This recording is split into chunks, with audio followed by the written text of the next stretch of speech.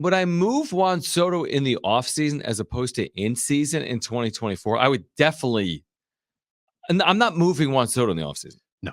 I'm getting into the season, and I understand the back and forth. Oh, you get more in the offseason than in season. Yeah, okay. But also, you get more potential out of your team if you play Juan Soto on your team and see what happens for 4 months. The checklist for just pertaining to Juan Soto in the offseason and for the remaining year plus that he will be here is, number one, try to sign Juan Soto.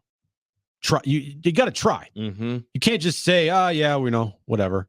Like, you have to at least try to sign Juan Soto and make a huge push this offseason to do it.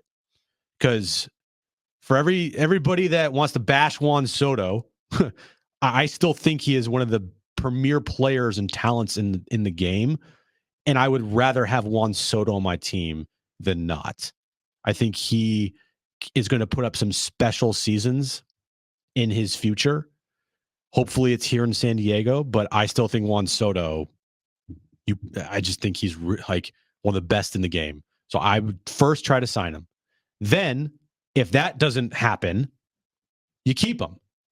You keep Juan Soto, and like AJ Preller said, we got Juan Soto not for one postseason run, we got him for 3. Well, you might only get him for 2. Maybe 2. Maybe 2 at the most. Well, maybe 1 if they move him. Maybe 1. Yeah. But if they can't re-sign him in this offseason, then I am keeping Juan Soto, and I am loading up and trying to go at it again next year with him on the roster. And then if at the trade deadline, this thing looks like next year, right?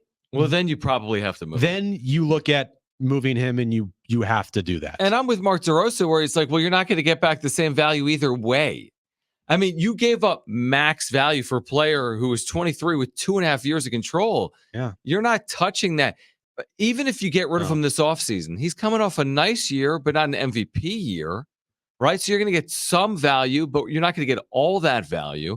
And by the way, if you move him next year at the deadline and he's having a nice year, you're going to get good value for him.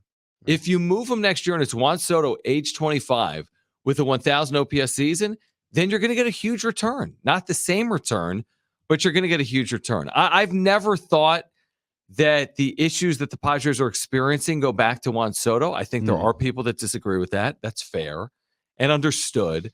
But at the end of the season, he's going to have among the better offensive seasons on this team. He's going to be held accountable. For whatever reason, people are going to say it's on Juan Soto and Bob Melvin. Mm-hmm. You know what I mean? Yeah. It's on Bob Melvin. It's on Juan Soto. Man, what a complete failure it would be if they missed the postseason this year and then move him before the postseason of 2024. Who's not going to make it? Beyond disaster. But again, is that on Juan Soto? Not really. I mean, Juan Soto was never going to carry the team to the postseason. Like, go look up Shohei Ohtani in the dictionary. Yeah. He's not bringing the Angels to the postseason. Yeah, and I do think there is something to, like, Juan Soto is an alpha dog. Like, he is, I don't care what, like, he was the guy in Washington. Mm-hmm. You know, he became the leader of that team, even though they didn't win much after the World Series in 2019.